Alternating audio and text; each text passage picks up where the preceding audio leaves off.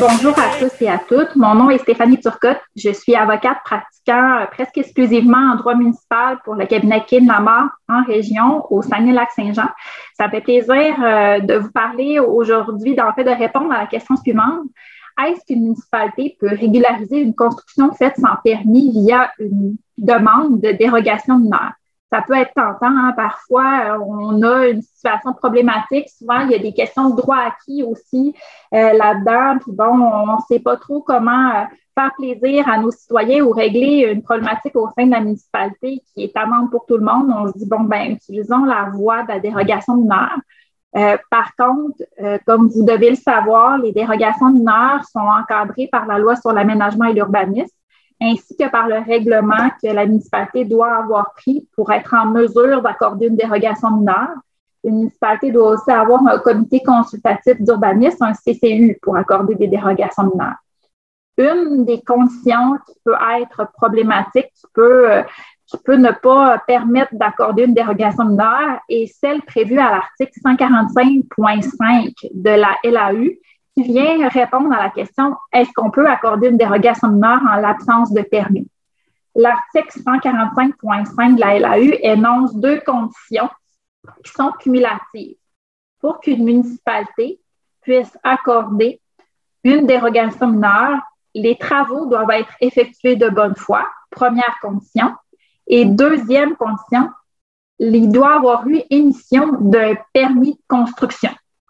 Donc, peu importe ce que la municipalité va avoir prévu dans son règlement de dérogation mineure, il reste que l'article 145.5 applicable à l'ensemble des municipalités du Québec vient dire qu'il est impossible d'accorder une dérogation mineure en l'absence de l'émission d'un permis de construction. Et j'insiste sur le fait que ce sont deux conditions cumulatives prévues à l'article 145.5, c'est-à-dire qu'il est possible qu'un requérant d'une dérogation mineure ait exécuté des travaux de bonne foi, mais même s'il était de bonne foi, s'il n'avait pas au préalable demandé ou reçu un permis de construction, c'est impossible pour la municipalité d'accorder la dérogation mineure. À l'inverse, si le demandeur a reçu en fait son permis de construction, mais par la suite, dans l'exécution de ses travaux, a fait preuve de mauvaise foi.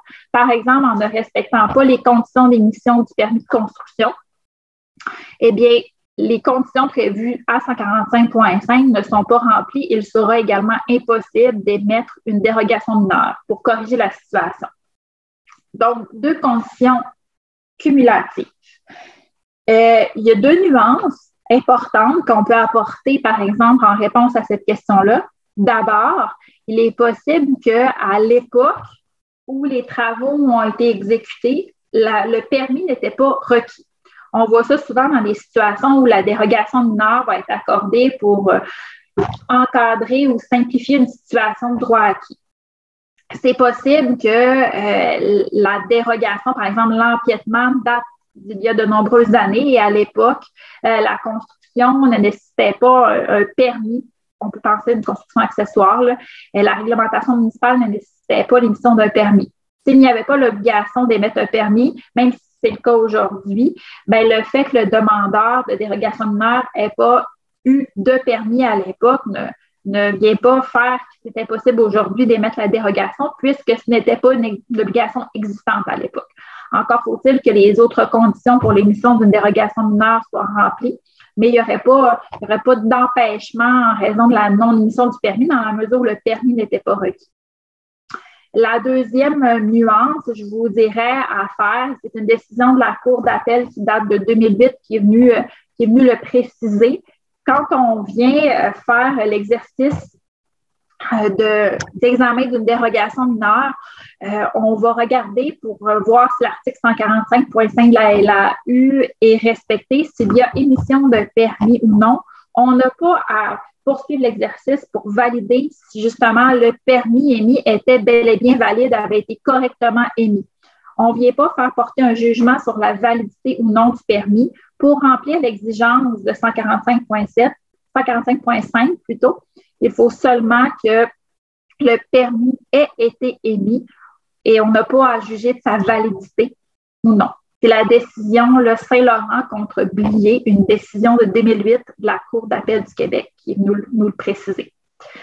Donc, je vous souhaite bonne chance dans l'exercice d'accompagnement de votre conseil lors de l'émission des dérogations mineures. Et je vous remercie pour votre écoute. Bonne journée à tous.